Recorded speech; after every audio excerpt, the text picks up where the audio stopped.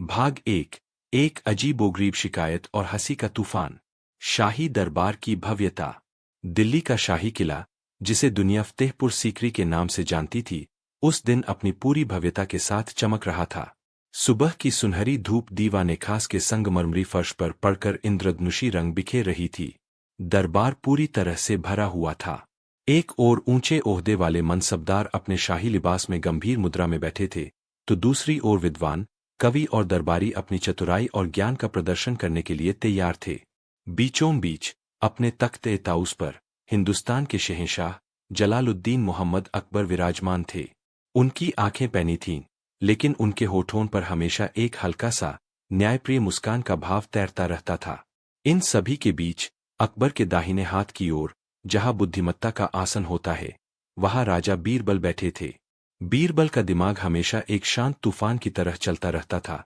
बाहर से शांत, पर अंदर हजारों विचार और योजनाएं एक दूसरे से टकराती रहती थीं। आज दरबार में चर्चा किसी राजनीतिक संधि या किसी नए कर प्रणाली की नहीं थी, बल्कि आगरा के सबसे धनी व्यापारी हुसैन अली की नई घोड़ों की नस्ल पर थी, जो इतनी तेज थी कि हवा से बात करती थी। दरबार में हंसी मजाक और हल्की फुल्की बहस चल रही थी। तभी माहौल में अचानक एक ठहराव आ गया। रतनलाल की बेचैनी। एक आदमी, जिसका नाम रतनलाल था, दरबार के प्रवेश द्वार से अंदर आया। रतनलाल का परिचय बस इतना देना काफी था कि वह दिल्ली और आगरा के बीच व्यापार का स्तंभ था। उसके पास सोना चांदी, रेशमी कपड़े और मसाले थे, जिनका व्यापार वह दूर दराज के देशों तक करता था। वह आमतौर पर आत्मविश्वासी, तेजी से बात करने वाला और अपनी सफलता पर घमंड करने वाला व्यक्ति था। लेकिन आज रतनलाल पूरी तरह से बदला हुआ था। उसका चेहरा सूखा हुआ था, आंखें धंसी हुई थीं, और उसके रेशमी अचकन पर भी शिकने पड़ी हुई थीं। वह एक थके हुए, पराजित योद्धा जैसा लग रहा था। उसने अपने माथे पर हाथ रखा और सीधे बादशाह के तख्त के सामने जाकर जमीन पर बैठ गया। जहां पनाह। उसकी आवाज में एक ऐसी बेचैनी थी जिसने सबको चौंका दिया। मुझे न्याय चाहिए। मुझे मेरी सबसे कीमती चीज वापस चाहिए। अकबर ने अपनी भौहें चढ़ाई। रतनलाल, तुम इतने परेशान क्यों हो? तुम्हारी कौन सी चीज खो गई? क्या किसी ने तुम्हारी दौलत लूटी? बोलो, मैं अभी सिपाही भेजता हूं। रतनलाल ने सिर उठाया। उसकी आंखों में आंसू थे, लेकिन वे दुहक के आंसू नहीं, बल्कि परेशानी के आंसू थे। नहीं, जहांपनाह, दौलत सुरक्षित है। तिजोरी जस की तस है। चोरी हुई है तो मेरी नींद की, मेरे सपनों की। अजीबोगरीब शिकायत, सपनों की चोरी। यह सुनते ही दीवाने खास में एक गूंज उठी। पहले तो दरबारी कुछ समझ नहीं पाए, फिर कुछ पल की चुप्पी के बाद वहां जोरदार हंसी का तूफान आ गया। दरबारी एक दूसरे को कोहनी मार रहे थे और फुसफुसा रहे थे कि लगता है रतनलाल धन के लालच में पागल हो गया है। सपनों की चोरी, यह कैसी बात कह रहे हो रतनलाल? अकबर भी अपनी हंसी नहीं रोक पाए, लेकिन उन्होंने इसे संभालते हुए गंभीरता का मुखौटा पहन लिया। रतनलाल ने अपनी आवाज को और ऊंचा किया, जिसमें अब भी किसी मिन्नत थी। हाँ, जहांपनाह, पिछले 10 रातों से यही हो रहा है। मैं बिस्तर पर जाता हूँ, मैं सोता हूँ और एक बहुत ही सुखद, रोमांचक और लाभदायक सपना देखता हूँ। मुझे पता होता है कि मैंने कुछ बहुत बड़ा देखा है, कुछ ऐसा जो मेरी जिंदगी बदल सकता है। पर जैसे ही मैं आंख खोलता हूँ, वह सपना मेरे दिमाग से ऐसे गायब हो जाता है, जैसे सुबह की ओस धूप पड़ने पर उड़ जाती है। उसने अपना सिर पीटते हुए कहा, मुझे बस इतना याद रहता है कि सपना बहुत जरूरी था, पर क्या था, यह बिल्कुल याद नहीं आता। ऐसा लगता है जैसे रात में कोई आया और धीरे से मेरे दिमाग से उस जरूरी जानकारी को चुरा कर ले गया। मेरे दिमाग में एक खालीपन है। मेरा मन बेचैन है। मैं दिन रात इसी चिंता में घुल रहा हूं कि मेरे सपने, मेरे विचार, मेरी अगली बड़ी योजना, सब चोरी हो रहे हैं। बीरबल का गंभीर अवलोकन। दरबार में हंसी तो अब भी चल रही थी, लेकिन बीरबल शांत थे। वह अपनी उंगलियों के पोरों को एक दूसरे से जोड़कर बैठे थे और रतनलाल की बातों को ध्यान से सुन रहे थे। उन्हें पता था कि रतनलाल जैसा धनी और समझदार व्यक्ति ऐसी निराधार शिकायत लेकर दरबार में नहीं आएगा जब तक कि वह वास्तव में अत्यधिक पीड़ित न हो। बीरबल ने समझा कि समस्या सपनों की चोरी नहीं है, बल्कि किसी मनोवैज्ञानिक दबाव या शारीरिक क्रिया का नतीजा है, जिसे रतनलाल ने गलत समझा है। अकबर ने देखा कि बीरबल गंभीर है। उन्होंने हंसी रोकते हुए कहा, बीरबल, मेरे दोस्त, लगता है इस बार तुमने सबसे अनोखे मामले का सामना किया है। क्या तुम किसी सपनों के चोर को पकड़ सकते हो? वह चोर कौन होगा? क्या कोई जिन, कोई भूत या कोई जादूगर? बीरबल धीरे से उठे। उनकी आवाज में हमेशा की तरह आत्मविश्वास और थोड़ा व्यंग्य था। जहांपनाह, दुनिया में बहुत से चोर हुए हैं। कुछ दौलत चुराते हैं, कुछ मान सम्मान और कुछ नींद। लेकिन सपने, ये तो हमारी सबसे निजी संपत्ति है। इन्हें चुराने वाला कोई साधारण चोर नहीं हो सकता। यह कोई ऐसा व्यक्ति है जो रतनलाल जी के मन पर नियंत्रण करना जानता है। बीरबल ने रतनलाल की ओर देखा। रतनलाल जी, क्या इन 10 दिनों में आपके घर में, आपके जीवन में या आपकी नींद के समय कोई बदलाव आया है? कोई भी छोटी सी बात याद कीजिए। रतनलाल सोचने लगा। हाँ, एक बदलाव आया है। मैंने 1 हफ्ते पहले एक नया पहरेदार रखा है। नाम है उसका जलील। वह बहुत ही विनम्र, आज्ञाकारी और चुप रहने वाला आदमी है। मैंने उसे अपने शयनकक्ष के द्वार के ठीक बाहर निगरानी के लिए लगाया है। जलील। बीरबल ने यह नाम दोहराया और उनके चेहरे पर एक हल्की सी रेखा खिंच गई। उसकी भर्ती कैसे हुई? क्या किसी ने उसकी सिफारिश की थी? नहीं, उसने खुद ही काम मांगा था। वह मजबूत दिखता था, इसलिए मैंने रख लिया, रतनलाल ने जवाब दिया। बीरबल मुस्कुराए। ठीक है, रतनलाल जी, आज से यह मामला मेरे हाथ में है। मैं आपके सपनों की हिफाजत करूंगा। आप आज रात बेफिक्र होकर सोइए। मैं वादा करता हूं कि कल सुबह आप अपने सपने की पूरी कहानी मुझे सुनाएंगे। H4 बीरबल का पहला कदम, भेष बदलना। H4 बीरबल ने यह चुनौती स्वीकार कर ली। उन्होंने तुरंत कोई कार्रवाई करने के बजाय रात के लिए एक योजना बनाई। वह जानते थे कि चोर कोई साधारण डाकू नहीं है, बल्कि एक चालबाज है जो रतनलाल के अवचेतन मन का फायदा उठा रहा है। अगले दिन शाम को बीरबल ने अपने सिपाही कमालुद्दीन को साथ लिया और उन्हें सख्त हिदायत दी कि वे दूरी बनाए रखें। बीरबल ने एक साधु का भेष धारण किया। गेरुए कपड़े, लंबी दाढ़ी और सिर पर एक फटी हुई टोपी, पहचानना असंभव था। उन्होंने अपने चेहरे पर मिट्टी और राख लगा ली, जिससे उनका शाही तेज छिप गया। वह रतनलाल के विशाल महल पहुंचे। महल की भव्यता, सुरक्षा और चुप्पी किसी किले से कम नहीं थी। बीरबल ने एक कोने में डेरा जमाया, जैसे वह कोई भटका हुआ फकीर हो जो रात गुजारने के लिए जगह ढूंढ रहा हो। रात गहरी हो चुकी थी। महल में सब सो रहे थे।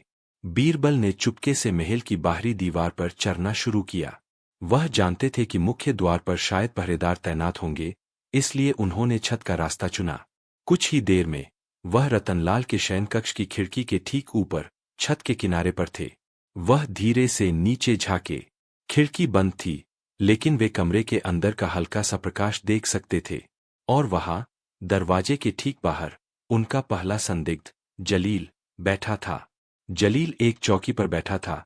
उसके हाथ में एक भाला था, लेकिन उसकी आंखें बंद थीं। ऐसा लग रहा था कि वह ऊँघ रहा है। लेकिन बीरबल की पैनी नजरों ने कुछ और देखा। जलील के पास, जमीन पर, एक छोटा सा दिया रखा था। उस दिए की लौ बेहद धीमी थी, और उसमें साधारण तेल नहीं, बल्कि कोई खुशबूदार पदार्थ चल रहा था। उस तेल से एक हल्की, मीठी और थोड़ी नशीली गंध आ रही थी, जो हवा में धीरे धीरे फैल रही थी। यह गंध ऐसी थी कि यह शरीर को आराम पहुंचाती थी और गहरी नींद में धकेल देती थी। बीरबल तुरंत समझ गए। यह चोर कोई तलवारबाज नहीं, बल्कि झरबाज था, लेकिन झर जो शरीर को नहीं, बल्कि चेतना को सुन करता था। यह रेहे से सुलझने की ओर पहला कदम था। लेकिन असली चालबाजी तो अभी बाकी थी, क्योंकि सपनों की चोरी केवल नींद से नहीं, बल्कि जागते मन की कमजोरी से भी जुड़ी थी।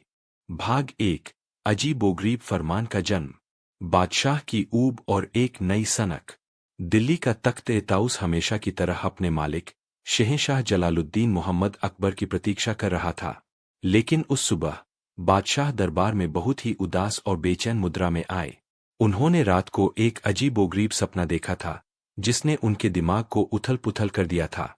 सपने में, एक बहुत ही पतली आवाज वाले जादूगर ने उनसे कहा था कि वह अपनी जिंदगी को बहुत सीधे तरीके से जी रहे हैं। कोई रोमांच नहीं, कोई उल्टी बात नहीं। यह जिंदगी सीधी रेखा की तरह है। अकबर ने अपने हाथ में पकड़े एक ताजे गुलाब को घुमाते हुए कहा, सीधी, सपाट और उबाऊं। सुबह उठो, दरबार लगाओ, न्याय करो, खाना खाओ, सो जाओ। क्या इस महान सल्तनत में कोई चीज ऐसी नहीं जो मेरे दिमाग को चकरा दे? बीरबल, जो हमेशा की तरह बादशाह के पास बैठे थे, मुस्कुराए। जहांपनाह, आपके पास सैकड़ों बीवियां है, हजारों हाथी है, लाखों सिपाही है और दुनिया भर की दौलत है। अगर आपका दिमाग नहीं चकरा रहा, तो इसका मतलब है कि आप वास्तव में दुनिया के सबसे शांत शासक हैं। यही तो समस्या है। अकबर दहाड़े, मुझे शांति नहीं, मुझे चाहिए हंगामा। मुझे ऐसी चीज चाहिए जो दुनिया को यह दिखाए कि अकबर सिर्फ न्याय और ईमानदारी के लिए नहीं, बल्कि अनोखी सोच के लिए भी जाना जाता है। अकबर ने अचानक एक ऐसी घोषणा की जिसने पूरे दरबार को चौंका दिया। उन्होंने अपने वजीर को बुलाया और कहा, आज से मैं एक नया शाही फरमान जारी करता हूं। इस सल्तनत में अगले 1 महीने के लिए हर काम उल्टा होगा। वजीर और दरबारी चौंकर एक दूसरे को देखने लगे। एक अनुभवी दरबारी हिम्मत करके बोला, जहांपनाह, मैं समझा नहीं। उल्टा काम? हाँ, उल्टा, अकबर ने जोर दिया। इसका मतलब है, जो आज तक सही माना जाता था, वह गलत होगा। जो ऊपर था, वह नीचे होगा। जो चीजें आगे से शुरू होती थीं, अब पीछे से शुरू होंगी। और सबसे जरूरी बात, जो भी मेरे इस उल्टे फरमान का पालन नहीं करेगा, उसे उल्टा लटकाया जाएगा। दरबार में सन्नाटा छा गया। बीरबल के चेहरे पर एक गंभीर मुस्कान आई। उन्होंने समझा कि बादशाह की यह सनक केवल ऊब का नतीजा नहीं है, बल्कि वह जीवन के विपरीत पहलुओं को देखना चाहते हैं। लेकिन जहांपनाह, बीरबल ने धीरे से पूछा, क्या आप चाहते हैं कि मैं आपकी इस नई व्यवस्था का पालन उल्टा करूं? नहीं, बीरबल, अकबर हंसे। तुम इस फरमान के पहले और सबसे सीधे पालन करता होगे, ताकि दुनिया को तुम्हारी समझदारी की उल्टी परीक्षा का पता चले। तुम ही इस फरमान को लागू करने वाले मुख्य अधिकारी होगे। और हाँ, आज से तुम दरबार में आगे नहीं, बल्कि पीछे की ओर मुँह करके बैठोगे। H4 उल्टे फरमान की शुरुआत। H4 अगले दिन से सल्तनत में अराजकता और हास्य का एक अजीब मिश्रण छा गया। न्याय का उल्टा तरीका। किसी ने किसी पर चोरी का आरोप लगाया, तो चोर को सजा देने के बजाय शिकायतकर्ता को सजा दी गई। तर्क यह था, सीधी बात है कि चोरी करना बुरा है, इसलिए उल्टे फरमान में चोरी करना अच्छा है। और शिकायत करना बुरा है, इसलिए शिकायतकर्ता को दंडित करो। व्यापार का उल्टा तरीका। बाजार में अब दुकानदार सामान खरीदने के बजाय बेचते थे, लेकिन पैसा ग्राहक को देते थे। क्योंकि पैसा लेना सीधा काम है, इसलिए पैसा देना उल्टा और सही काम है। देखते ही देखते व्यापारी और ग्राहक दोनों दिवालिया होने की कगार पर पहुंच गए। खाने का उल्टा तरीका। रसोइयों को आदेश दिया गया कि वे खाना खाने से पहले परोसें और खाने के बाद बनाएं। वे रात में रसोई में बैठे रहते और अगले दिन के भोजन की अधूरी कल्पना करते। पहनावे का उल्टा तरीका। दरबार में सभी को जूते हाथों में और पगड़ी पैरों में पहननी पड़ी। सिपाही अपनी ढाल आगे रखने के बजाय पीठ पर रखते, ताकि यदि दुश्मन हमला करे तो वे भाग सकें। क्योंकि सामना करना सीधा काम है, भागना उल्टा। H4 बीरबल का पहला उल्टी चाल। H4 बीरबल ने इस चुनौती को बहुत गंभीरता से लिया। वह जानता था कि यह फरमान 1 महीने से ज्यादा नहीं चल पाएगा, क्योंकि इससे सल्तनत में गंभीर आर्थिक और सामाजिक संकट पैदा हो जाएगा। पहला दिन था। बीरबल दरबार में पीछे मुँह करके बैठे थे। अकबर ने उन्हें बुलाया। बीरबल, अकबर ने कहा, मुझे कुछ मीठा खाने का मन कर रहा है। मेरे लिए हलवा लाओ। बीरबल ने खड़े होकर माफी मांगी और कहा, जहांपनाह, मैं यह काम नहीं कर सकता। अकबर क्रोधित हो उठे। क्या तुम मेरे फरमान का उल्लंघन कर रहे हो? क्या तुम भूल गए कि उल्लंघन करने वाले को उल्टा लटकाया जाएगा? बीरबल ने तुरंत अपनी समझदारी दिखाई। माफ करना जहांपनाह, फरमान यह है कि हर काम उल्टा हो। आपने मुझे हलवा लाने का सीधा आदेश दिया।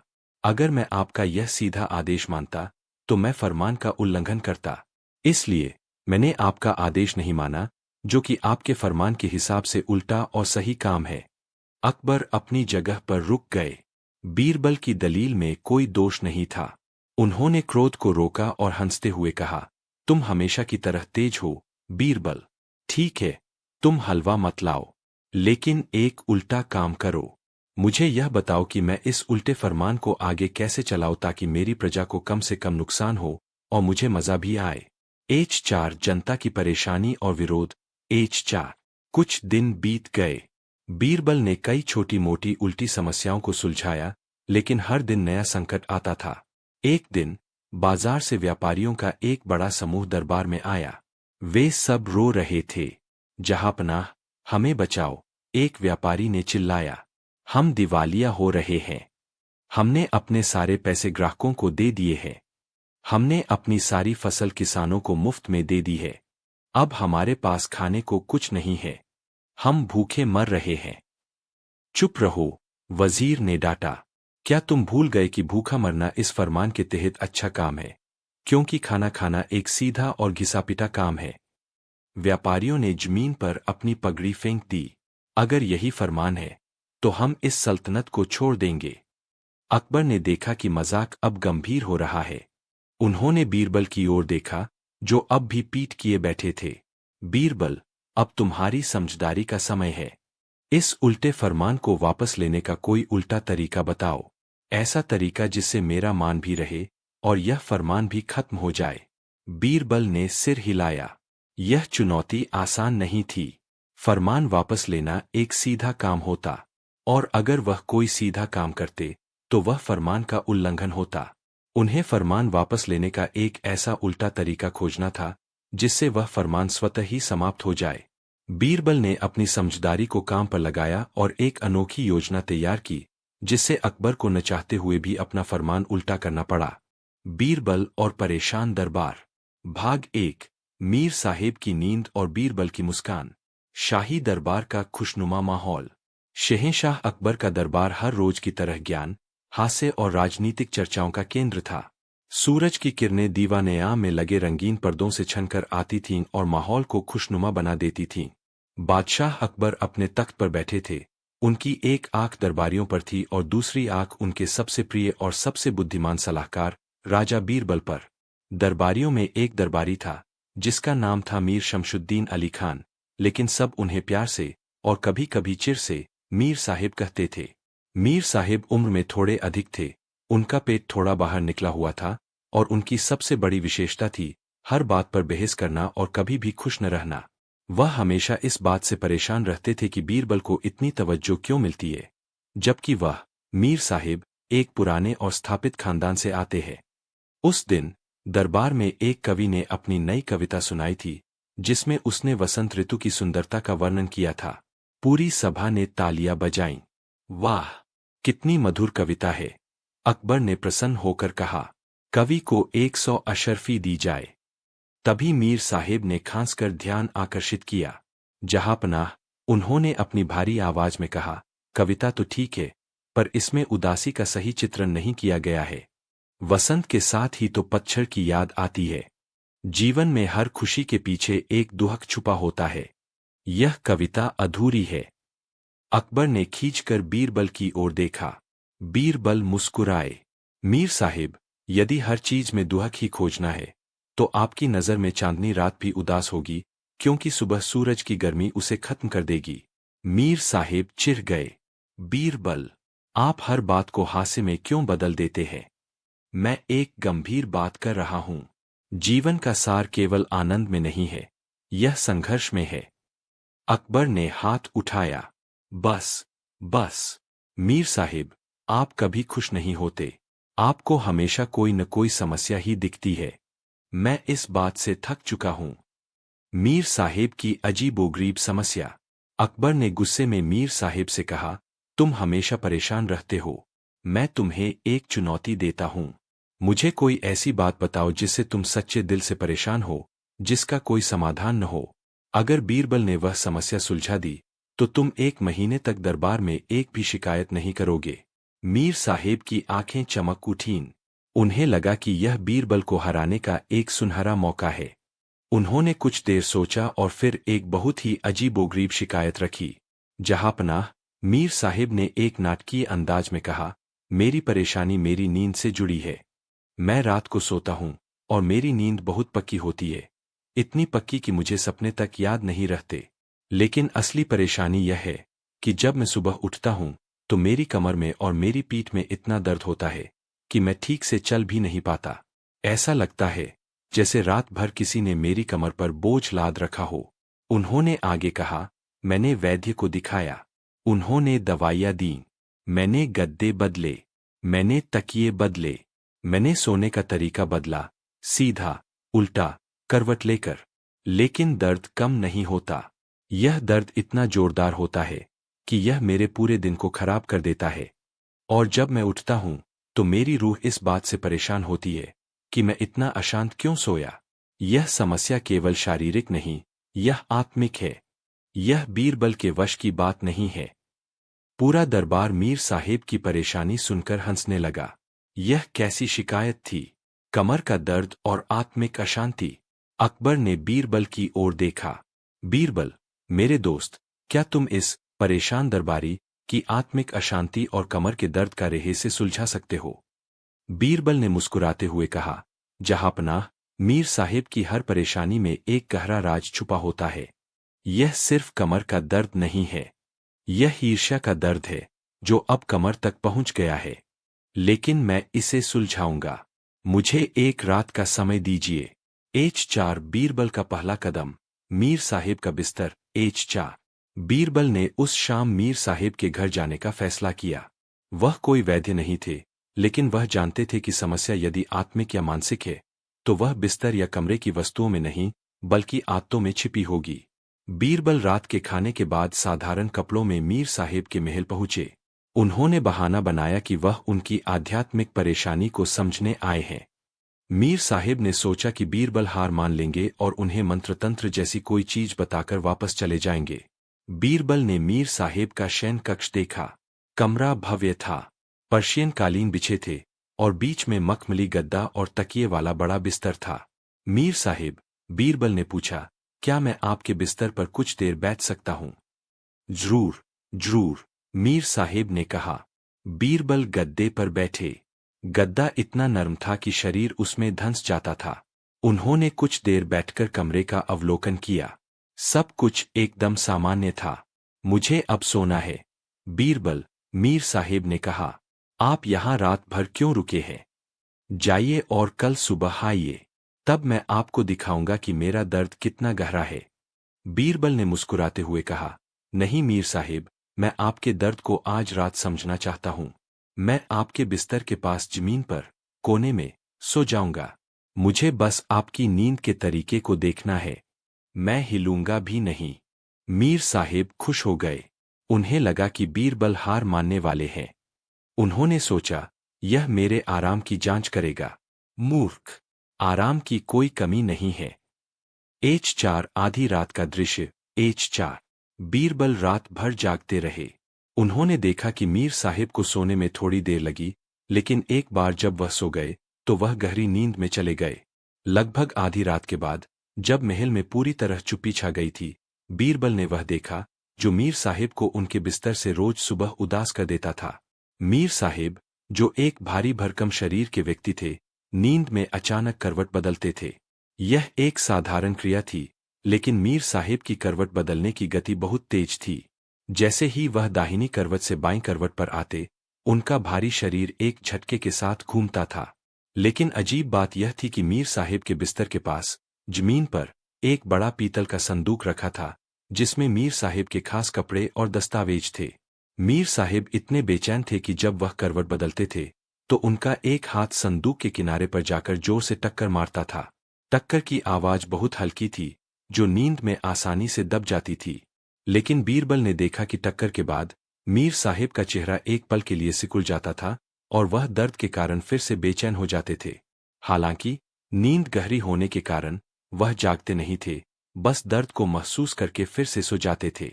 बीरबल को तुरंत समझ में आ गया कि रात भर मीर साहिब का अवचेतन मन इस दर्द से लड़ रहा था। कमर का दर्द इसलिए होता था क्योंकि वह बार बार इस अजीबोगरीब स्थिति में सोते थे, और आत्मिक अशांति इसलिए थी क्योंकि उनका दिमाग रात भर उस अज्ञात चोट से जूझता रहता था जिसे वह सुबह भूल जाते थे। वह हर सुबह उठकर सोचते थे कि उन्हें रात में कोई बड़ा कष्ट हुआ है, लेकिन उन्हें याद नहीं आता था कि क्या हुआ था। उन्हें लगता था कि कोई अज्ञात शक्ति उन्हें परेशान कर रही है। समाधान और एक छोटी सी शरारत। बीरबल ने मुस्कान के साथ समस्या सुलझा ली थी। समाधान बहुत ही सरल और हास्यास्पद था। उन्होंने चुपचाप वह पीतल का संदूक उठाया और कमरे के दूसरे कोने में रख दिया। उसकी जगह पर उन्होंने एक बहुत नर्म और मोटा तकिया रख दिया। उन्होंने यह सुनिश्चित किया कि मीर साहिब के शरीर और तकिए के बीच काफी दूरी हो, ताकि उनके हाथ को टकराने की जगह न मिले। अगली सुबह बीरबल दरबार में जाने से पहले मीर साहिब के महल गए। मीर साहिब उठे और तुरंत अपनी कमर को टटोलने लगे। वह भौंचक्के रह गए। बीरबल, उन्होंने आश्चर्य से कहा, यह क्या चमत्कार है। आज मेरी कमर में कोई दर्द नहीं है। मैं रात को इतने आराम से सोया कि मुझे लगा मैं हवा में तैर रहा हूं। मैंने एक बहुत ही सुखद सपना भी देखा, जिसमें मैं खुद अकबर के तख्त पर बैठा था। बीरबल ने हंसते हुए कहा, मीर साहिब, मैंने आपकी आत्मिक अशांति का समाधान कर दिया है। अब आपको पता चलेगा कि जीवन में संघर्ष के साथ आनंद भी होता है। H4 दरबार में हास्यपूर्ण खुलासा। H4 बीरबल और मीर साहिब दरबार पहुंचे। मीर साहिब का चेहरा आज खिला हुआ था। अकबर ने देखा, क्या बात है मीर साहिब, आज आप इतने खुश क्यों हैं? क्या आज आपकी पत्नी ने आपको चाय पर बुलाया है? मीर साहिब ने झुककर कहा, जहांपनाह, बीरबल ने मेरी समस्या सुलझा दी है। आज मैं पूरी तरह से ठीक हूं। मेरी आत्मा शांत है। बीरबल ने आगे बढ़कर कहा, जहांपनाह, मीर साहिब की परेशानी किसी दवा या आध्यात्मिक संकट के कारण नहीं थी, बल्कि उनकी अज्ञानता के कारण थी। बीरबल ने दरबार को पूरी घटना विस्तार से बताई, कैसे मीर साहिब रात में करवट बदलते समय अपने ही संदूक से हाथ टकराते थे, और कैसे वह चोट नींद में अवचेतन मन को परेशान करती थी, जिससे उन्हें सुबह कमर दर्द और आत्मिक अशांति महसूस होती थी। अकबर और पूरा दरबार जोर जोर से हंसने लगा। तो मीर साहिब, अकबर ने हंसते हुए कहा, तुम्हारे सबसे बड़े दुश्मन तुम खुद थे। तुम्हारी आत्मिक अशांति का कारण तुम्हारा पीतल का संदूक था, जिसमें तुम्हारे महंगे कपड़े थे। बीरबल ने निष्कर्ष निकाला, जहांपनाह, इंसान की सबसे बड़ी समस्याएं अक्सर बहुत छोटी और आंखों के सामने होती है। मीर साहिब हमेशा बड़ी बड़ी परेशानियां ढूंढते थे, इसलिए उन्हें यह छोटी सी रोज की टक्कर नजर नहीं आई।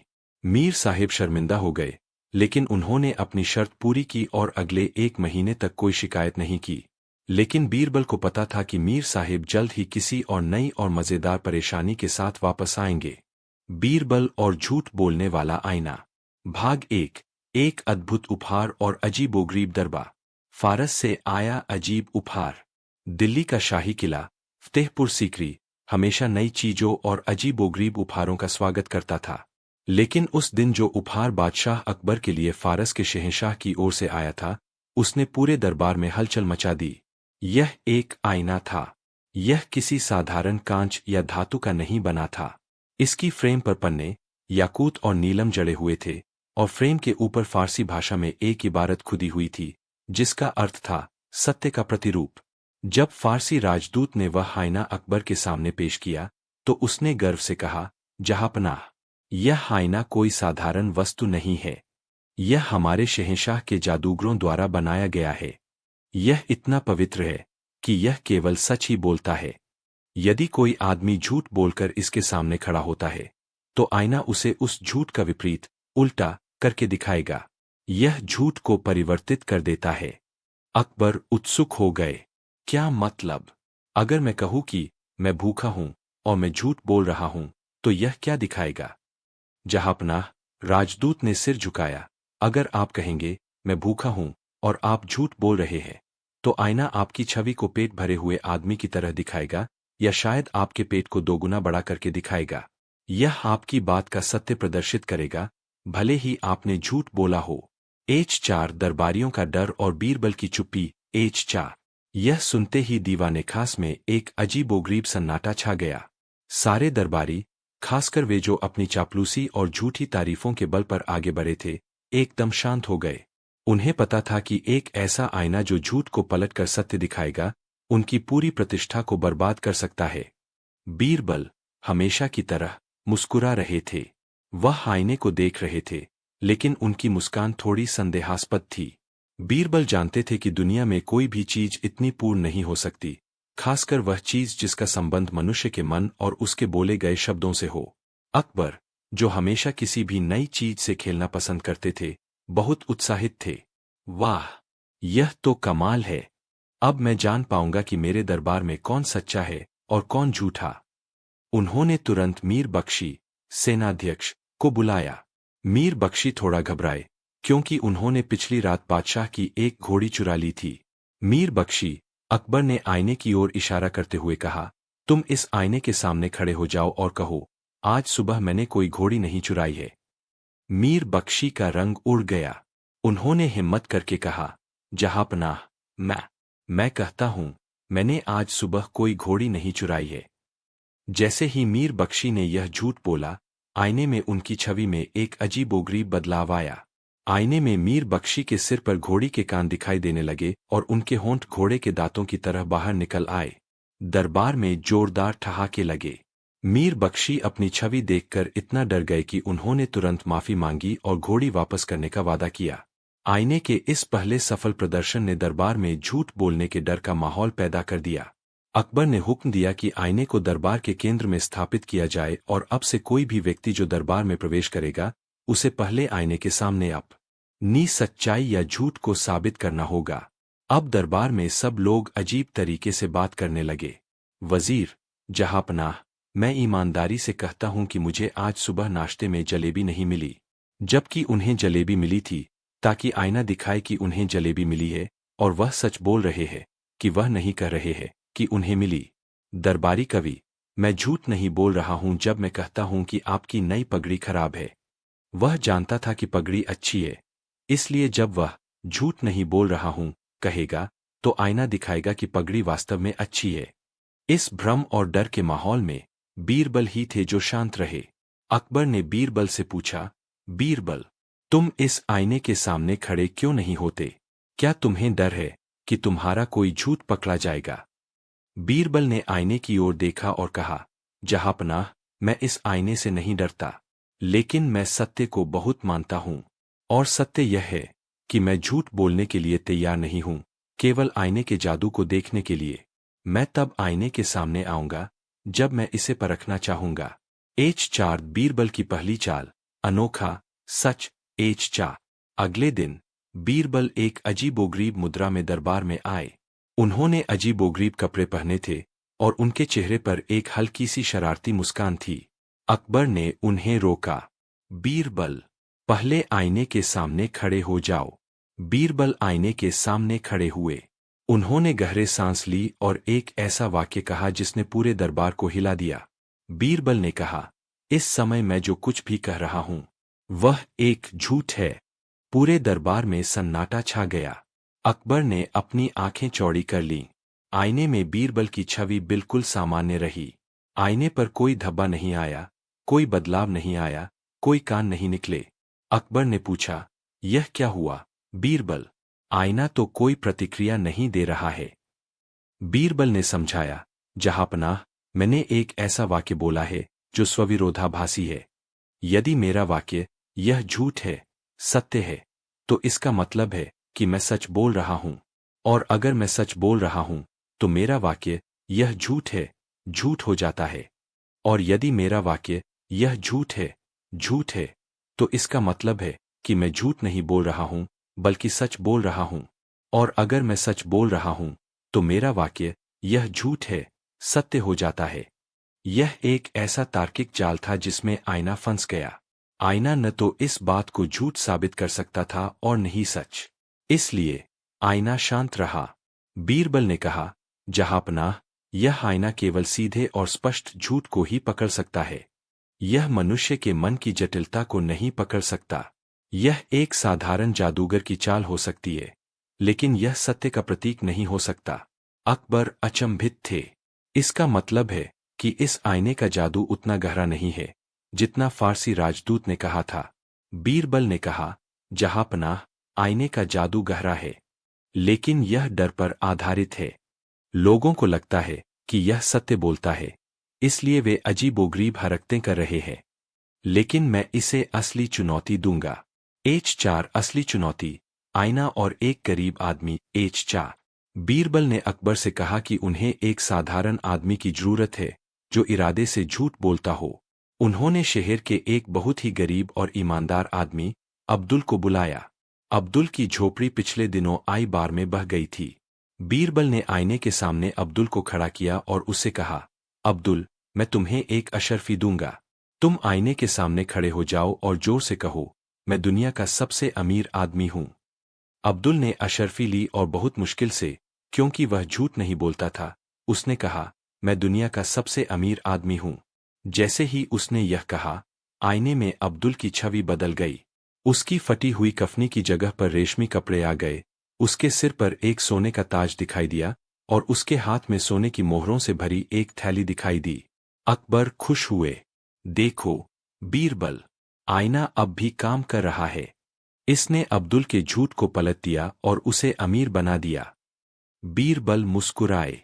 नहीं, जहांपनाह, यहां भी एक चाल है। यह आईना झूठ को पलट नहीं रहा है।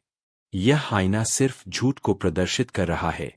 आईने ने अब्दुल को अमीर इसलिए नहीं दिखाया क्योंकि अब्दुल झूठ बोल रहा था। आईने ने अब्दुल को अमीर इसलिए दिखाया क्योंकि फारसी जादूगर ने इसे इस तरह से बनाया है कि यह हमेशा सबसे बड़ी प्रशंसा या सबसे बड़ी बदनामी को ही दिखाता है। यह आईना केवल शब्दों पर प्रतिक्रिया देता है, सत्य पर नहीं। यह एक चापलूस आईना है। अकबर उलझन में पड़ गए। मैं समझा नहीं। बीरबल ने आईने की ओर देखा और कहा, जहांपनाह, इस आईने को फारस से इसलिए भेजा गया है ताकि यह आपके दरबारियों को भ्रमित करे और आप इसका इस्तेमाल करके निर्णय ले। यह आईना सत्य का आईना नहीं, बल्कि झूठ को बढ़ावा देने वाला आईना है। बीरबल ने अपनी उंगली आईने की ओर की और उसे चुनौती दी। भाग 1। अचानक आई चुप्पी और दरबारी षड्यंत्र। दरबार में अजीबोगरीब सन्नाटा। दिल्ली का शाही किला फतेहपुर सीकरी अपनी रौनक और चर्चाओं के लिए जाना जाता था। लेकिन एक सुबह दरबार में एक अजीबोगरीब ठहराव छा गया। बादशाह अकबर अपने तख्त पर विराजमान थे, लेकिन उनकी मुद्रा में कुछ असामान्य था। अकबर, जो हमेशा अपनी तेज तर्रार आवाज, न्यायप्रिय आदेशों और कभी-कभी जोरदार ठहाकों के लिए जाने जाते थे, उस दिन पूरी तरह शांत थे। उन्होंने दरबार में प्रवेश किया, तख्त पर बैठे और बस सामने देखते रहे। न कोई सवाल, न कोई आदेश, न कोई मुस्कान। उनके होंठ कसकर बंद थे, मानो किसी अदृश्य बंधन ने उन्हें बांध लिया हो। वजीर आजम ने साहस करके पहला विषय रखा। जहांपनाह, मेवाड़ के राजदूत प्रतीक्षा कर रहे हैं। क्या उन्हें दरबार में बुलाया जाए? कोई जवाब नहीं। अकबर ने पलक भी नहीं झपकाई। बीरबल, जो हमेशा बादशाह की हर चाल को पढ़ने में माहिर थे, पहले तो मुस्कुराए। उन्हें लगा कि यह अकबर का कोई नया मजेदार खेल है। उन्होंने सोचा, शायद बादशाह ने आज सुबह मौन व्रत लिया है। बीरबल ने एक मजाकिया अंदाज में कहा, जहांपनाह, शायद आप आज चाहते हैं कि हम आपकी आंखों की भाषा को समझें।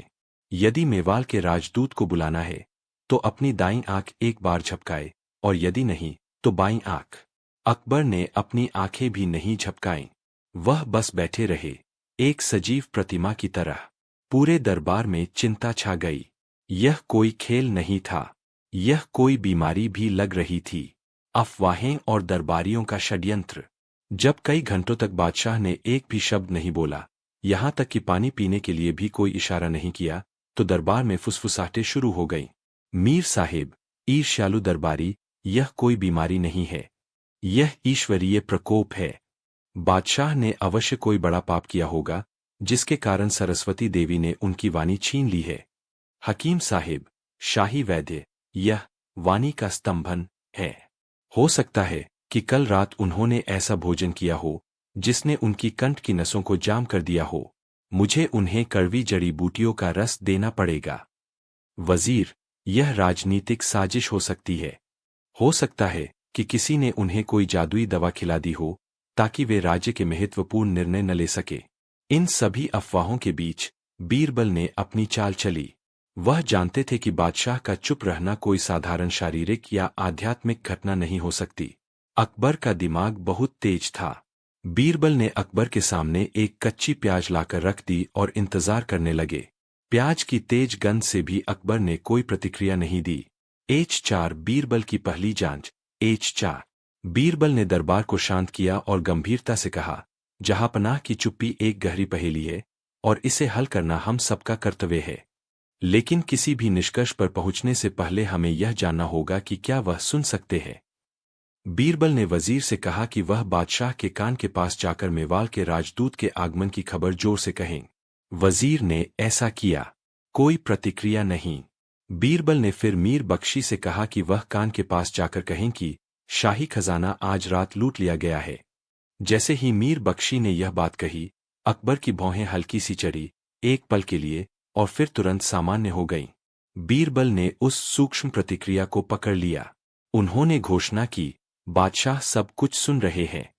उनकी चुप्पी का कारण शारीरिक नहीं है, यह मानसिक या मनोवैज्ञानिक है। मीर साहेब तुरंत भड़क उठे। यह कैसी बात है बीरबल? अगर वह सुन रहे हैं तो बोल क्यों नहीं रहे? इसका मतलब है कि उन्होंने जानबूझकर बोलना बंद कर दिया है। यह सल्तनत के प्रति गैरजिम्मेदारी है।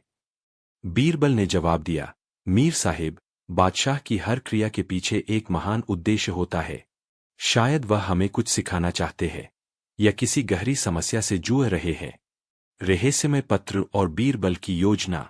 उसी शाम जब बीरबल अकबर के निजी कक्ष में थे तो उन्होंने देखा कि अकबर के लिखने वाले डेस्क पर एक मुड़ा हुआ कागज रखा है।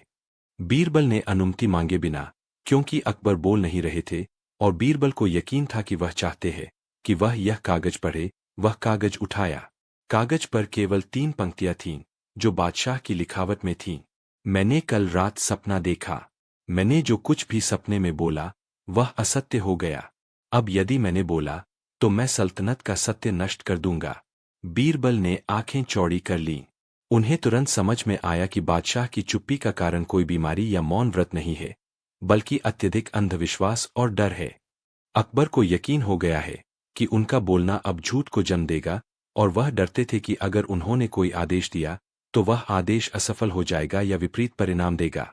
बीरबल समझ गए कि अब उन्हें केवल बादशाह को बोलने के लिए प्रेरित नहीं करना है, बल्कि उनके डर को दूर करना है और यह साबित करना है कि उनके सपने अर्थहीन थे। बीरबल ने एक योजना बनाई। H4 झूठ का बाजार। H4। अगले दिन बीरबल दरबार में आए और घोषणा की। उन्होंने अकबर की ओर देखा और कहा, जहांपनाह, चूंकि आपने बोलने से इनकार कर दिया है, इसलिए हमने यह मान लिया है कि आप चाहते हैं कि सत्य को विश्राम दिया जाए। इसलिए आज से लेकर जब तक आप बोलते नहीं, हम इस सल्तनत में झूठ को बढ़ावा देंगे। मीर साहेब फिर उछल पड़े। यह क्या पागलपन है बीरबल? बीरबल ने मीर साहेब को अनदेखा किया और घोषणा की, आज से बाजार में झूठ को सत्य से अधिक सम्मान मिलेगा।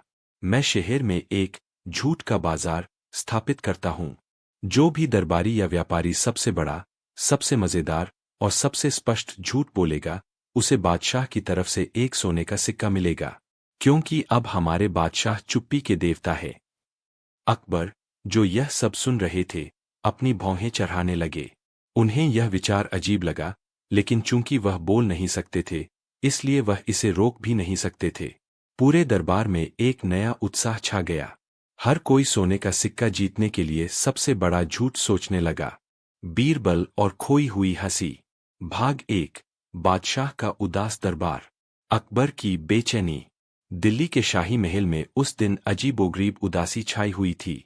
बादशाह अकबर, जो दुनिया के सबसे खुशमिजाज और जिंदादिल शासकों में गिने जाते थे, पिछले 3 दिनों से गहरी उदासी में थे। उनका चेहरा उतरा हुआ था, उनकी आंखें चमकीन थीं, और सबसे बड़ी बात, उन्होंने हंसना बंद कर दिया था। दीवाने खास में गंभीर चुप्पी छाई हुई थी। दरबारी फुसफुसा रहे थे। क्या हुआ जहांपनाह को? वजीर ने धीरे से कहा। कोई राजनीतिक संकट है क्या? नहीं, मीर बख्शी ने जवाब दिया। सेना मजबूत है, खजाना भरा है। यह तो अंदर की कोई बात लगती है। कई दरबारियों ने अकबर को हंसाने की कोशिश की। एक कवि ने अपनी सबसे हास्यास्पद कविता सुनाई, जिसमें उसने एक गधे और एक मंत्री की कहानी सुनाई थी। सब दरबारी हंसे, पर अकबर की ओर से कोई प्रतिक्रिया नहीं आई। उनकी आंखें स्थिर थीं। एक मस्खरे ने अपने कपड़े फाड़ लिए और बंदरों की तरह नाचने लगा। सब लोटपोट हो गए, पर अकबर ने सिर्फ एक गहरी सांस ली। अकबर ने आखिरकार अपनी चुप्पी तोड़ी। उनकी आवाज उदास और धीमी थी। मुझे अब कोई चीज मजेदार नहीं लगती। मुझे पता है कि तुम सब कोशिश कर रहे हो, पर मेरी हंसी कहीं खो गई है। मेरे अंदर का आनंद सूख गया है। बीरबल को चुनौती। बादशाह ने बीरबल की ओर देखा, जो हमेशा की तरह शांत और मुस्कुराते हुए बैठे थे। बीरबल, अकबर ने कहा, तुम मेरी सबसे बड़ी दौलत हो। तुम अपनी चतुराई और हास्य से मृत को भी हंसा सकते हो। मैं तुम्हें 3 दिन का समय देता हूं। मेरी खोई हुई हंसी वापस लाओ।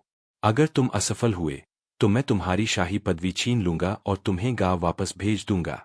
बीरबल ने सिर झुकाया। जहांपनाह, मैं आपकी हंसी जरूर वापस लाऊंगा, लेकिन मुझे इस काम को अपने तरीके से करने की इजाजत चाहिए। मैं दरबार के नियमों का पालन नहीं करूंगा और मैं आपको हंसाने के लिए कोई सीधा प्रयास भी नहीं करूंगा। अकबर ने उदास होकर हामी भर दी। भाग 2। बीरबल की अजीबोगरीब तरकीब। बीरबल का गंभीर रवैया। अगले दिन बीरबल ने दरबार में आना बंद कर दिया। इसकी बजाय उन्होंने पूरे शहर में एक अजीबोगरीब घोषणा करवा दी। शाही आदेश। राजा बीरबल, जो अब गंभीर हो चुके हैं, ने शहर में 3 सबसे उदास और गंभीर लोगों की एक उदासी सेना बनाने का फैसला किया है। ये तीनों लोग महल में रहेंगे और बादशाह को सलाह देंगे। बीरबल ने 3 लोगों को चुना। कवि घासीराम, जो केवल मृत्यु, विनाश और पतझड़ पर कविताएं लिखता था। बैरागी चंदन, जो हमेशा नंगे पैर चलता था और हर बात को जीवन के क्षणभंगुर होने से जोड़ता था। बूढ़ी माई शन्नो, जो हमेशा रोती रहती थी, भले ही उसके सामने कोई खुशी की बात हो रही हो। जब ये तीनों अजीबोगरीब लोग दरबार में आए तो माहौल और भी भारी हो गया। अकबर को लगा कि बीरबल उनका मजाक उड़ा रहे हैं। उदास सलाहकारों का आगमन। बादशाह ने उदासी में ही बीरबल से पूछा, यह क्या कर रहे हो बीरबल? तुम मेरी उदासी को और बढ़ा रहे हो। बीरबल ने बहुत ही गंभीर और शांत आवाज में जवाब दिया, जहांपनाह, दुहक को दूर करने का सबसे अच्छा तरीका है कि उसे स्वीकार किया जाए। ये आपकी उदासी सेना के सलाहकार है। कवि घासीराम ने सलाह दी, महाराज, यदि आप दुखी है तो अपनी दौलत को जला दीजिए। जब आपके पास खोने के लिए कुछ नहीं होगा तो दुहक अपने आप खत्म हो जाएगा। बैरागी चंदन ने सलाह दी, महाराज, हंसी एक भ्रम है। इसे भूल जाइए और हिमालय पर जाकर तपस्या कीजिए। केवल पत्थरों में ही सच्चा सुख है। बूढ़ी माई शन्नो ने रोते हुए सलाह दी, हुजूर, रोइए। जितना आप रोएंगे उतना ही दुहक कम होगा। मैं पिछले 70 सालों से रो रही हूं और मुझे लगता है कि यह बहुत असरदार है। अकबर पहले से कहीं ज्यादा परेशान हो गए। यह सब इतना निरर्थक और भारी था कि उन्हें घुटन महसूस होने लगी। भाग 3। हंसी की वापसी। चरम निराशा। दूसरे दिन अकबर को लगा कि वह सचमुच पागल हो जाएंगे। उनके चारों ओर केवल उदासी, विनाश और रोना धोना था। बीरबल हर सुबह आकर पूरी गंभीरता से उनसे पूछते, महाराज, क्या आज भी आप दुखी है? यदि हाँ, तो कवि घासीराम अपनी नई कविता सुनाएंगे, जिसमें वह बताएंगे कि आपके महल की ईंटें भी कितनी उदास है। अकबर को हंसने की इच्छा हुई, लेकिन वह अंदर से इतने अवरुद्ध थे कि हंस नहीं पाए। शाम को बीरबल ने अपनी अंतिम और सबसे खतरनाक चाल चली। उन्होंने बादशाह को एक छोटी सी शीशी दी, जिसमें एक तेज गंध वाला तेल था।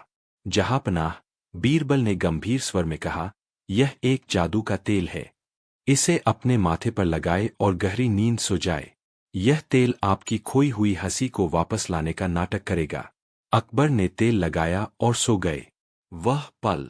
आधी रात को बीरबल और उनके कुछ सिपाही चुपके से अकबर के शयन कक्ष में घुसे। उन्होंने अकबर के बिस्तर के पास रखी हर चीज को उल्टा कर दिया। तकिया पैर की तरफ, रजाई उल्टी, जूते सिरहाने और पानी का जग उल्टा। इसके बाद उन्होंने एक बड़ा सा गधा चुपके से कमरे में लाया और उसे बिस्तर के पास खड़ा कर दिया। बीरबल ने उस गधे के गले में एक तख्ती बांध दी, जिस पर लिखा था, मालिक, मैं तुम्हारी खोई हुई हंसी हूं। फिर बीरबल और उनके साथी चुपके से वहां से निकल गए और पास के पर्दे के पीछे छिप गए। जैसे ही सूरज की पहली किरण कमरे में आई, अकबर की नींद खुली। उन्होंने आंखें खोलीं और उन्हें सबसे पहले अपने पैरों के पास गधा खड़ा दिखा। अकबर ने अपनी पलकें झपकाईं। उन्होंने देखा कि बिस्तर उल्टा है, जूता सिरहाने है और एक गधा खड़ा है जिसके गले में लिखा है, मैं तुम्हारी खोई हुई हंसी हूं। अकबर ने पहले इसे एक और भयानक सपना समझा, लेकिन जब गधे ने जोर से रेंकना शुरू कर दिया तो अकबर का नियंत्रण टूट गया। अकबर ने अपने जीवन में इससे ज्यादा बेतुका दृश्य कभी नहीं देखा था। यह इतना विपरीत, इतना मूर्खतापूर्ण और इतना अपेक्षित था कि वह अपनी हंसी रोक नहीं पाए। पहले एक हल्की सी मुस्कान आई, फिर एक ठहाका, और फिर वह जोर जोर से हंसने लगे। वह हंसते हंसते बिस्तर से नीचे लुढ़क गए और जमीन पर बैठ गए। उनकी हंसी इतनी जोरदार थी कि पूरा महल गूंज उठा। हंसी का राज। हंसी की आवाज सुनकर बीरबल पर्दे के पीछे से बाहर आ गए। अकबर ने उन्हें देखा और भी जोर से हंसे। बीरबल, तुम जीनियस हो, अकबर ने हंसते हुए कहा। यह क्या मूर्खता है? यह गधा, यह तख्ती। बीरबल ने झुककर कहा, जहांपनाह, हंसी कभी खोती नहीं है, वह केवल छिप जाती है। आपने अपनी हंसी को इतना ढूंढा, आपने अपनी उदासी को इतना महत्व दिया कि आपकी हंसी ने सोचा कि उसे एक गंभीर जगह छिप जाना चाहिए। मैंने आपकी उदासी को इतना बढ़ा दिया, उदासी सेना, गंभीर कविताएं, कि आपका दिमाग निराशा के चरम पर पहुंच गया। जब निराशा चरम पर होती है तो सबसे छोटी मूर्खता भी सबसे बड़ा हास्य बन जाती है। आपकी हंसी ने सोचा कि आपके पास गधे के रूप में छिपने के अलावा कोई और जगह नहीं है। अकबर ने गधे को सहलाया और कहा, बीरबल, तुम हमेशा मेरे दिमाग को उल्टा कर देते हो। तुमने सिद्ध कर दिया कि जीवन में हंसी के लिए कभी कभी हमें सबसे गंभीर चीजों को सबसे मूर्खतापूर्ण तरीके से देखने की जरूरत होती है। बीरबल को उनकी पदवी वापस मिली और उस दिन के बाद जब भी अकबर उदास होते थे, वह बस अपने बिस्तर के पास रखे गधे के चित्र को देखते थे और मुस्कुरा देते थे। क्या आप चाहते हैं कि मैं बीरबल की बुद्धिमत्ता से जुड़ी कोई और मजेदार और विस्तृत कहानी लिखूं? भाग 1, एक अजीब शर्त और बीरबल का आसमान। बादशाह की नई सनक। दिल्ली का दरबार उस दिन राजनीतिक चर्चाओं से नहीं, बल्कि बादशाह अकबर की एक नई और अजीब सनक से गूंज रहा था। अकबर ने हाल ही में आगरा के किले की सबसे ऊंची मीनार से नीचे शहर का नजारा देखा था और उनके दिमाग में एक विचार कौंधा था। अकबर ने दीवाने खास में प्रवेश किया और सीधे घोषणा की, मेरे प्यारे दरबारियों, मैंने फैसला किया है कि अब से मैं अपने सारे जरूरी फरमान जमीन पर बैठकर नहीं, बल्कि आसमान में उड़कर जारी करूंगा। पूरा दरबार भौंचक्का रह गया। वजीर आजम ने डरते डरते पूछा, जहांपनाह, मैं समझा नहीं, आप उड़ेंगे? हाँ, अकबर ने जोर दिया। हमारे शाही पक्षी, बाज, इतने ऊंचे उड़ते हैं। क्या बादशाह बाज से भी कम है? मैं चाहता हूं कि मेरे फरमान केवल जमीन पर न चले, बल्कि हवा में तैरे, ताकि हर नागरिक, चाहे वह कहीं भी हो, मेरे आदेशों को सीधा आसमान से आता हुआ देखे। बीरबल, जो हमेशा की तरह इस अजीबोगरीब आदेश का निहितार्थ समझ रहे थे, मुस्कुराए। H4 उड़ता फरमान। पहली चुनौती H4। अकबर ने तुरंत बीरबल की ओर इशारा किया। बीरबल, तुम इस उड़ते फरमान के योजनाकार होगे। तुम्हें एक ऐसी युक्ति खोजनी होगी जिससे मैं सुरक्षित रूप से कम 200 फीट की ऊंचाई पर पहुंच सकूं और वहां बैठकर अपना फरमान जारी कर सकूं। और हाँ, युक्ति ऐसी होनी चाहिए जो शाही शान के खिलाफ न हो। यदि तुम 3 दिन में यह युक्ति नहीं खोज पाए तो तुम्हें बादशाह के सिर का बोझ की उपाधि दी जाएगी। सिर का बोझ? मीर साहिब ने फुसफुसाते हुए पूछा। हाँ, अकबर ने जोर से कहा, यानी बीरबल को हमेशा मेरे सिर पर एक भारी पगड़ी की तरह बैठना होगा ताकि मैं हर पल उनकी नाकामी को याद रख सकूं। बीरबल ने यह हास्यास्पद चुनौती स्वीकार कर ली। जहांपनाह, मैं आपकी आज्ञा का पालन करूंगा। 3 दिन में मैं आपके लिए उड़ने का इंतजाम करूंगा, लेकिन मेरी एक शर्त है। क्या? अकबर ने उत्सुकता से पूछा। यदि मैं सफल हुआ, बीरबल ने कहा, तो आप अपना पहला उड़ता फरमान वही जारी करेंगे जो मैं आपको लिखकर दूंगा। अकबर हंसे। उन्हें यकीन था कि बीरबल किसी न किसी अजीबोगरीब गुब्बारे या पतंग का सहारा लेंगे। मंजूर है, बीरबल, लेकिन याद रखना, शान कायम रहनी चाहिए। बीरबल की तैयारी और दरबारियों का मजाक। बीरबल ने तुरंत काम शुरू कर दिया। उन्होंने पूरे शहर के कारीगरों, बढ़ियों और पतंग बनाने वालों को बुलाया। 3 दिन तक बीरबल ने सबको हैरान कर दिया। वह न तो कोई गुब्बारा बनवा रहे थे, न कोई बड़ी पतंग और न ही कोई जटिल मशीन। इसके बजाय बीरबल ने एक साधारण लकड़ी का मंच, प्लेटफॉर्म बनवाया जो इतना मजबूत था कि उस पर एक आदमी आसानी से खड़ा हो सके। मंच के चारों ओर रेशम और सोने के तारों से पर्दा लगा दिया गया ताकि वह शाही सिंहासन जैसा दिखे। दरबारी बीरबल का मजाक उड़ा रहे थे। मीर साहिब ने दरबार में कहा, लगता है बीरबल ने हार मान ली है। वह इस मंच को शायद किसी बड़े पेड़ पर रस्सी से बांधेंगे और कहेंगे कि बादशाह उड़ गए। यह तो शाही शान नहीं बल्कि शाही शरारत है। वजीर ने भी सहमति जताई। बीरबल की अक्ल पर पर्दा पड़ गया है। 200 फीट ऊपर कोई कैसे जा सकता है बिना किसी जादू के? बीरबल ने किसी की बात का जवाब नहीं दिया। वह केवल मुस्कुराते रहे और अपने काम पर ध्यान केंद्रित करते रहे। H4 तीसरा दिन, उड़ने का समय। H4 तीसरे दिन सुबह पूरा किला और शहर अकबर के इस अद्भुत फरमान को देखने के लिए इकट्ठा हो गया। लोग मीनार की छतों पर, दीवारों पर और मैदानों में जमा थे। महल के विशाल मैदान के बीचों बीच बीरबल द्वारा बनवाया गया शाही मंच रखा था। यह मंच भव्य था लेकिन जमीन पर टिका हुआ था। मंच के पास दर्जनों मजबूत रस्सियों का एक बड़ा गट्ठा रखा था जिसे देखकर लग रहा था कि बीरबल किसी विशाल वस्तु को खींचने की तैयारी कर रहे हैं। अकबर अपने सबसे बेहतरीन शाही लिबास में मंच पर चढ़े। बीरबल, अकबर ने थोड़ा बेचैन होकर पूछा, हम कब उड़ना शुरू करेंगे? मुझे तो यहां से 200 फीट ऊपर जाने का कोई रास्ता नहीं दिख रहा। बीरबल ने झुककर कहा, जहांपनाह, यह मंच उड़ान भरने के लिए पूरी तरह तैयार है। लेकिन उड़ान भरने के लिए हमें हवा का नहीं बल्कि आपके आदेश का इंतजार है। बीरबल ने फिर अपने सिपाहियों को इशारा किया। सिपाही उन रस्सियों के गट्ठे के पास गए और उन्हें पकड़ लिया। जहांपनाह, बीरबल ने नाटकीय अंदाज में कहा, दुनिया में ऐसी कोई युक्ति नहीं बनी जो एक इंसान को केवल हवा में 200 फीट ऊपर उठा सके बिना किसी जादू या खतरे के। लेकिन मैंने जो युक्ति सोची है वह आपकी शाही शान को भी बनाए रखेगी और आपको बादशाहत का सबसे ऊंचा अनुभव भी देगी। बीरबल ने एक हाथ अकबर की ओर किया और चिल्लाया, जहांपनाह, अपना पहला उड़ता फरमान जारी करने का समय आ गया है। बीरबल ने अपनी जेब से एक मुड़ा हुआ कागज निकाला।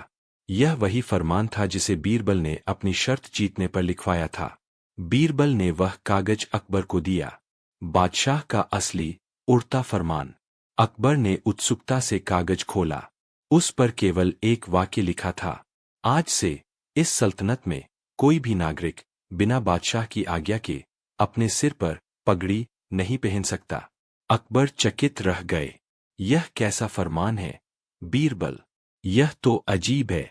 लोगों को पगड़ी पहनने से क्यों रोक रहे हो? बीरबल मुस्कुराए। जहांपनाह, आप बस इसे ऊंची आवाज में बोलिए, फिर देखिए क्या होता है। अकबर ने झल्लाते हुए लेकिन फरमान का सम्मान करते हुए पूरे शहर को संबोधित किया, मैं बादशाह अकबर आज से फरमान जारी करता हूं कि कोई भी नागरिक बिना मेरी आज्ञा के अपने सिर पर पगड़ी नहीं पहनेगा। जैसे ही अकबर ने यह फरमान जोर से बोला, बीरबल ने जमीन पर खड़े सिपाहियों को जोर से इशारा किया, उड़ान भरो। सिपाहियों ने रस्सियों को जोर से खींचा, लेकिन वे रस्सी किसी गुब्बारे को नहीं बल्कि जमीन पर पड़ी हुई हजारों पगड़ियों को बांधे हुए थे। H4 असली उड़ान। H4 दरअसल बीरबल ने पिछले 2 दिनों में शहर के हजारों धोबी और पुरानी पगड़ियां खरीदने वाले व्यापारियों के साथ मिलकर एक गुप्त योजना बनाई थी। उन्होंने शहर के लगभग हर नागरिक की अतिरिक्त पगड़ी या पुरानी पगड़ी को एक छोटी सी रस्सी से बांधा और मंच के चारों ओर फैला दिया था। जैसे ही अकबर ने पगड़ी न पहनने का फरमान जारी किया, सिपाहियों ने रस्सियों को खींचा। हजारों की संख्या में पगड़ियां जमीन से उठकर हवा में उड़ने लगीं। हर रंग, हर आकार की पगड़ी हवा में तैर रही थी, मानो हजारों छोटे रंगीन गुब्बारे हों। कुछ पगड़ियां तो मंच के ऊपर से गुजर गईं और कुछ मंच के चारों ओर मंडराने लगीं। अकबर ने जब यह अद्भुत और हास्यास्पद दृश्य देखा तो वह अवाक रह गए। उन्होंने देखा कि उनके शब्दों ने हजारों पगड़ियों को जमीन से ऊपर उठा दिया है। बीरबल ने मुस्कुराते हुए कहा, जहांपनाह, देखिए, आप 200 फीट ही नहीं बल्कि पगड़ी की उड़ान की ऊंचाई तक ऊपर पहुंच गए हैं। आपके फरमान में इतनी ताकत है कि इसने निर्जीव वस्तुओं को भी जमीन से उठा दिया है। यह न केवल शाही शान है बल्कि शाही जादू भी है। आपका पहला उड़ता फरमान सफल रहा। अकबर पहले तो हंसे, फिर ठहाका लगाया। यह बीरबल की सबसे बड़ी चतुराई थी, एक साधारण विचार को शब्दों की शक्ति से जोड़ना। भाग एक अजीबोगरीब प्रश्न और शाही ऊब। बादशाह की बेचैनी। दिल्ली के शाही दरबार में गर्मी की एक दोपहर थी और जाहिर तौर पर बादशाह अकबर को दरबार की रोजमर्रा की गतिविधियों से ऊब हो रही थी। सभी गंभीर मामलों पर चर्चा हो चुकी थी और दरबार अब हल्की फुल्की बातचीत के मूड में था। अकबर ने अपने सिंहासन पर थोड़ा बेचैन होकर करवट ली और दरबारियों की ओर देखा। उनकी आंखें अंततः बीरबल पर टिकीं, जो हमेशा की तरह किसी भी चुनौती का सामना करने के लिए तैयार दिख रहे थे। बीरबल, अकबर ने अपनी आवाज में एक नई पहेली का स्वर भरकर कहा, तुम हमेशा कहते हो कि तुम मेरे दिमाग के सबसे करीबी हो और मेरी हर बात का सार समझते हो। बीरबल ने सिर झुकाया। जहांपनाह, यह आपकी महानता है जो मुझे यह सौभाग्य देती है। अच्छा, अकबर ने अपनी दाढ़ी सहलाते हुए कहा, तो आज मैं तुमसे कोई राजनीतिक, सैन्य या सामाजिक सवाल नहीं पूछूंगा। मैं एक ऐसा सवाल पूछूंगा जो पूरी तरह से सोने से जुड़ा है। और तुम्हें न केवल सही जवाब देना है, बल्कि उस जवाब का असली मूल्य भी साबित करना है। सोने का सवाल। अकबर ने अपने वजीर को बुलाया और कहा कि वह शाही खजाने से 1000 सोने की मोहरें लाकर दरबार की मेज पर रखें। सोने की मोहरों का ढेर देखकर दरबारियों की आंखें चमक उठीं। अकबर ने घोषणा की, सवाल यह है, सोना सबसे कीमती क्यों है? पूरा दरबार चकित रह गया। यह कैसा सवाल था? सोना कीमती होता है, यह तो बच्चे भी जानते हैं।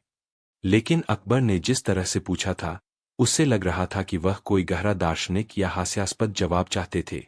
अकबर ने कहा, जो भी सबसे अच्छा जवाब देगा, उसे ये 1000 मोहरें इनाम में मिलेंगी। लेकिन शर्त यह है कि जवाब ऐसा होना चाहिए जिसे कोई काट न सके। दरबारियों के सामान्य जवाब। दरबारियों ने तुरंत जवाब देना शुरू कर दिया। वजीर आजम, जहांपनाह, सोना सबसे कीमती है, क्योंकि यह मुश्किल से मिलता है। इसकी खदानें गहरी होती है और इसे निकालने में बहुत मेहनत लगती है। इसलिए यह दुर्लभता के कारण कीमती है। मीर बख्शी, सेनापति, माफ करना वजीर साहिब, यह गलत है। सोना कीमती है क्योंकि इससे सेना को भुगतान किया जाता है। जिस राजा के पास सबसे ज्यादा सोना होता है, उसकी सेना सबसे बड़ी होती है। यह शक्ति का प्रतीक है। शाही पंडित, जहांपनाह, सोना देवताओं की धातुओं में से एक है। इसका उपयोग देवी देवताओं को चढ़ाने और मंदिरों के शिखर को सजाने में होता है। इसका मूल्य आध्यात्मिक है। मीर साहिब, ईर्ष्यालु दरबारी, मैं कहता हूं, सोना कीमती है क्योंकि यह अकबर बादशाह के खजाने में है। अगर यह किसी गरीब के पास हो तो कोई इसे नहीं पूछेगा। इस जवाब पर बीरबल को हल्की सी हंसी आ गई। अकबर ने हर जवाब को सुना और कहा, ये सब अच्छे जवाब है, लेकिन इनमें से हर बात को काटा जा सकता है। हीरे सोने से भी मुश्किल से मिलते हैं। शक्ति तो दिमाग से भी मिलती है। और सोना अगर मिट्टी में दबा रहे, तब भी वह सोना ही रहता है। फिर अकबर ने बीरबल की ओर देखा, तुम्हारा क्या जवाब है? बीरबल। भाग 2, बीरबल का जवाब और तर्क का खेल। बीरबल का अनोखा दावा। बीरबल खड़े हुए। उन्होंने शाही मोहरों के ढेर की ओर देखा और कहा, जहांपनाह, सोना कीमती इसलिए है क्योंकि यह सोना नहीं है। पूरे दरबार में सन्नाटा छा गया। सबने सोचा कि बीरबल पागल हो गए हैं। अकबर ने अपनी भौहें चढ़ाई। क्या मतलब, बीरबल? यह तो सरासर बकवास है। अगर यह सोना नहीं है, तो क्या यह पीतल है? तुम इस तरह झूठ बोलकर अपनी जान खतरे में डाल रहे हो। बीरबल ने आत्मविश्वास से जवाब दिया, नहीं जहांपनाह, मैं आपकी शर्त के मुताबिक एक अकाट्य सत्य बोल रहा हूं। यह सोना कीमती इसलिए नहीं है क्योंकि यह चमकीला है, या यह दुर्लभ है, या यह शक्ति देता है। यह कीमती है क्योंकि यह आपकी भूख नहीं मिटा सकता। दरबारी आपस में फुसफुसाने लगे। मीर साहेब हंसे। वाह बीरबल, यह कैसा दार्शनिक पाखंड है। तुम कह रहे हो कि यह इसलिए कीमती है क्योंकि यह किसी काम का नहीं। बीरबल का व्यावहारिक प्रमाण। बीरबल ने अकबर से कहा, जहांपनाह, मुझे बस एक दिन का समय दीजिए। मैं आपको अपने इस जवाब का व्यावहारिक प्रमाण दूंगा जिसे कोई भी काट नहीं पाएगा। अकबर उत्सुक हो गए। उन्होंने बीरबल को इजाजत दे दी। अगले दिन बीरबल ने शाही खजाने से एक छोटी नाव में भरकर हजारों सोने की मोहरें लीं और शहर के बाहर एक वीरान जगह पर गए जहां उन्होंने मोहरों का एक बड़ा ढेर लगवा दिया।